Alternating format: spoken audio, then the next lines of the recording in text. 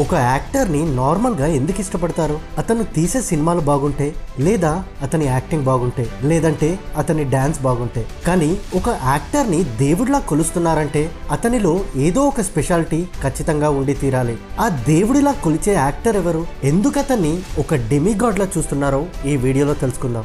Megastar తమ్ముడిలా కారుల్లో షికార్లు చేస్తూ, పబ్బుల్లో enjoy చేస్తూ లగ్జరియస్ లైఫ్ అనుభవించే ఛాన్స్ ఉంది. కానీ పవన్ కళ్యాణ్ ఒక మిడిల్ క్లాస్ కుర్రాడిలా సాదా సీదా జీవితాన్ని గడిపాడు. చిన్నప్పటి జీవితంలో ఫెయిల్యూర్స్ కి కేర్ ఆఫ్ అడ్రస్ గా నిలిచిన పవన్ తెలుగు చలన చిత్ర పరిశ్రమలో పవర్ స్టార్ గా ఎదిగి మరి ఏ ఇతర హీరోకి లేనంత ఫ్యాన్ ఫాలోయింగ్ ని ఎలా సొంతం చేసుకున్నాడు?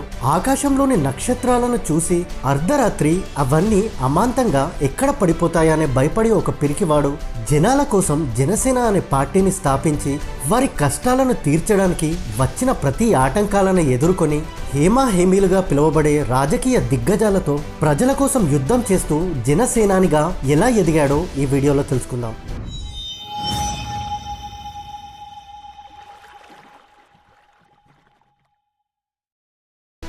పవన్ కళ్యాణ్ పూర్తి పేరు కొనిదెల కళ్యాణ్ బాబు. చిన్నప్పటి నుంచే ఆస్తమాతో చాలా ఇబ్బంది పడేవాడు. చిన్నతనంలో చాలా అనారోగ్యంగా డల్గా ఉండేవాడు. అందరి పిల్లల్లా నేనెందుకు లేనని మనసులో ఏదో తెలియని బాధ.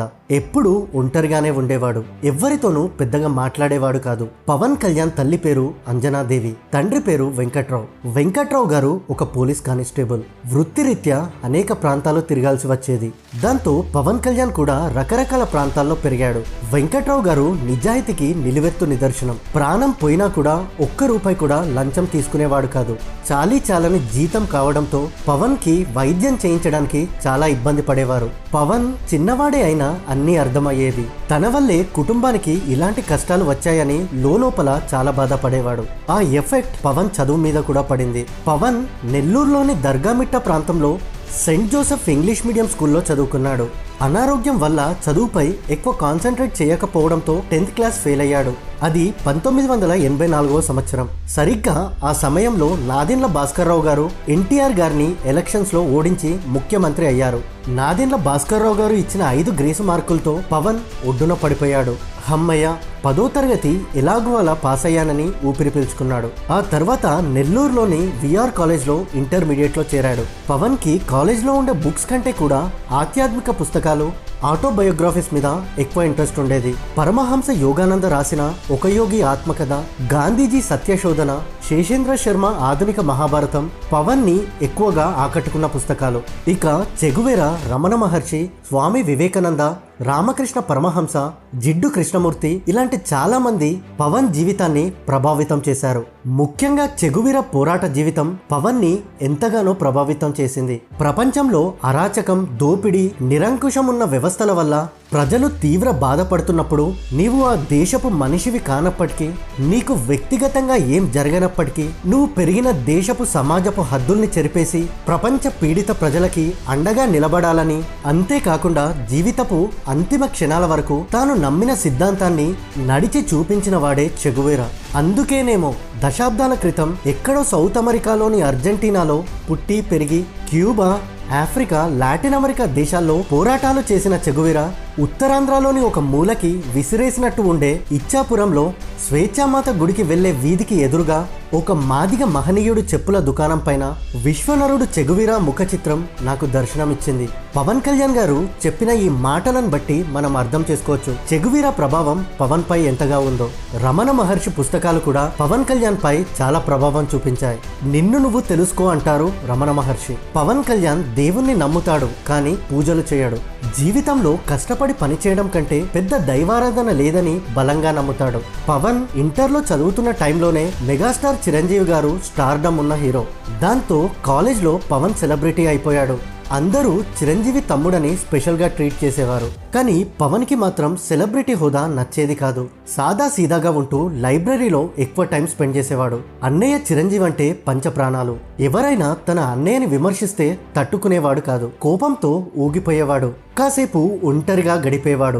అన్నయ్యపై తనకున్న ప్రేమ నేటికి అలాగే ఉంటుంది. చూస్తూనే ఇంటర్ ఫైనల్ ఎగ్జామ్స్ వచ్చేసాయి. పవన్ ఎగ్జామ్ రాస్తున్న సమయంలో వెనుక నుండి ఎవరో ఒక పేపర్ స్లిప్ ని పవన్ కి ఇచ్చారు. పవన్ కి కాపీ కొట్టే అవకాశం వచ్చింది. కానీ పవన్ ఒక 2 సెకండ్లు కళ్ళు మూసుకున్నాడు. అప్పుడు గాంధీజీ గారి సత్యశోధన పుస్తకంలో తాను చదివిన ప్రతి అక్షరం గుర్తొచ్చింది. ఇదేనా నీ నిజాయితీ? ఈ మాత్రం దానికేనా గంటల తరబడి నా పుస్తకాన్ని చదివింది అని ఎవరో ప్రశ్నించినట్టు అనిపించింది. దాంతో తన చేతిలో ఉన్న స్లిప్ ని దూరంగా పడేశాడు. ఎత్తిన తల దించకుండా తనకి వచ్చిందేదో రాసి బయటకి వచ్చేశాడు. ఎగ్జామ్స్ అయిపోయాయి, హాలిడేస్ వచ్చేసాయి. హ్యాపీగా సినిమాలు చూస్తూ ఊరూరు తిరుగుతూ ఎంజాయ్ చేయొచ్చు. కానీ అందరిలా ఆలోచిస్తే అతను పవర్ స్టార్ ఎందుకు అవుతాడు? ఒక ప్రింటింగ్ ప్రెస్ లో ఒక వర్కర్ గా జాయిన్ అయ్యాడు. రాత్రింబవలు కష్టపడి సొంతంగా డబ్బు సంపాదించుకున్నాడు. ఒక ఫోన్ కొడితే కోరినంత డబ్బు ఇచ్చే అన్నయ్య ఉన్నాడు. కానీ అలా వచ్చే డబ్బు కంటే కష్టపడి వచ్చిన డబ్బులో ఆ సంతోషమే వేరని పవన్ బలంగా నమ్మేవాడు. సెలవులు పూర్తయిపోయాయి, రిజల్ట్స్ వచ్చేసాయి. ఈసారి కూడా పవన్ ఫెయిల్ అయిపోయాడు. ఇంటికెళ్ళాడు. అమ్మా నాన్న తిడతారేమో అనుకున్నాడు. వాళ్ళు ఒక్క మాట కూడా అనలేదు. అన్నయ్య తిడతాడేమో అనుకున్నాడు. అసలు వారు ఆ విషయమే ప్రస్తావించలేదు. అసలు వాళ్ళు తిట్టినా బాగుండేదేమో. కొంచెం సేపు ఏడ్చి మామూలు మనిషి అయ్యేవాడు. ఎవ్వరూ ఏమనకపోయేసరికి పవన్లో అపరాధ భావన ఇంకా పెరిగింది. ఒక పక్క సచిన్ టెండూల్కర్, విశ్వనాథ్ ఆనంద్ లాంటి వాళ్ళు వయసుకి మించిన ప్రతిభ కనబరుస్తున్నారు. నేనేమో ఇంటర్ కూడా పాస్ అవ్వలేకపోతున్నాను. ఇంకా నేనెందుకు బ్రతికి ఎవరిని ఉద్ధరించడానికని సూసైడ్ చేసుకోబోయాడు. కాస్త లేట్ అయి ఉంటే ప్రాణాలు పోయేవి. అంతలో కుటుంబ సభ్యులు సమయానికి గమనించి పవన్ని రక్షించుకోగలిగారు. ఆ రోజు రాత్రంతా పిన్ డ్రాప్ సైలెన్స్. అన్నయ్యలు చిరంజీవి, నాగబాబు, వదిన సురేఖమ్మ రాత్రంతా పవన్ దగ్గరే కూర్చున్నారు. అప్పుడు చిరంజీవి గారు పవన్ ని దగ్గరికి తీసుకుని ఒక మాట చెప్పారు. చదువు ఒక్కటే పేరు కాదు. సచిన్ కి పేరు వచ్చింది అతని డిగ్రీలు చూసి కాదు, క్రికెట్ లో అతని ఆట చూసి. విశ్వనాథ్ ఆనంద్ కి పేరు వచ్చింది చెస్ లో అతని నైపుణ్యం చూసి. అలాగే నీకు ఏ రంగం అంటే ఇష్టమో ముందు గుర్తించు. ఆ రంగంలో రాత్రనక పగలనక కష్టపడు. తప్పక విజయాన్ని సాధిస్తావు. మేమంతా నీ ప్రతి అడుగులో నీకు అండగా ఉంటామని ధైర్యం ఇచ్చాడు. తమ్ముడికి జీవితంపై మళ్ళీ ఆసక్తి కలిగించడానికి నాగబాబు గారు సిటీలో ఉన్న బుక్ షాప్స్ అన్ని తిరిగి ఒక బుక్ ని తీసుకొని వచ్చాడు. ఆ బుక్ లో 1000 మంది విజేతల సక్సెస్ఫుల్ స్టోరీస్ ఉన్నాయి. 1000 మంది జీవితాలు, 1000 విజయాలు. పవన్ కి ఆ బుక్ చదువుతున్న టైంలో ఏదో ఒక కొత్త ప్రపంచానికి అడుగుపెట్టినట్టు అనిపించింది. ముఖ్యంగా లియనార్డో డావిన్సీ బహుముఖ ప్రతిభ పవన్ ని ఎంతగానో ఆకట్టుకుంది. ఒక వ్యక్తికి ఇన్ని రంగాల్లో ఎలా పట్టు ఉందని ఆశ్చర్యపోయాడు. తను వాళ్ళలా జీవితంలో ఏదో ఒకటి సాధించాలని మనసులో చాలా దృఢంగా నిశ్చయించుకున్నాడు.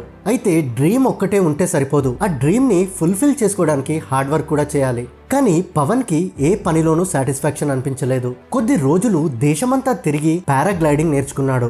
ఆ తర్వాత దాన్ని మధ్యలోనే వదిలేసి కర్ణాటక సంగీతం క్లాసెస్ లో జాయిన్ అయ్యాడు. అది కూడా కాదని వయలిన్ ప్రాక్టీస్ చేశాడు. ఇవేవి కాదని ఎలక్ట్రానిక్ కోర్స్ లో చేరాడు. మరి కొద్ది రోజులు డ్రాయింగ్ ప్రాక్టీస్ చేశాడు. అలా 3 ఏళ్లలో 30కి పైగా రంగాలను ట్రై చేశాడు. ఎందులోనూ సాటిస్ఫాక్షన్ అనిపించలేదు. దాంతో లైఫ్ లో ఇంకా సెట్ అవ్వలేకపోతున్నా అని మెల్లగా టెన్షన్ మొదలైంది. విపరీతంగా మానసిక ఒత్తిడికి గురయ్యాడు. వీడియో రికార్డర్ లో సినిమాలు చూడడం మొదలు పెట్టాడు. క్యాసెట్స్ అయితే అయిపోతున్నాయి. కానీ పవన్ కి తన లైఫ్ మీద ఇంకా క్లారిటీ మాత్రం రాలేదు. ఒకసారి పవన్ కళ్యాణ్ తన అన్నయ్య వదినల దగ్గరికి వచ్చాడు. నేను ఎటు వెళ్లాలో తేల్చుకోలేకపోతున్నాను, మీరు ఏదైనా సలహా ఇవ్వండి అని అడిగాడు. చిరంజీవి అండ్ సురేఖ గారు ఒకే ఒక మాట చెప్పారు. నువ్వు సినిమాలో ట్రై చేయి, గొప్ప స్టార్ అవుతావన్నారు. కానీ పవన్ కి చిన్నప్పటి నుంచి చాలా సిగ్గు.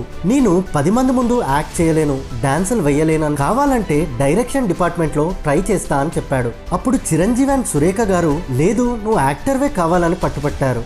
అన్నయ్య అండ్ వదిన మాటల్ని గౌరవించి పవన్ నటించడానికి ఒప్పుకున్నాడు.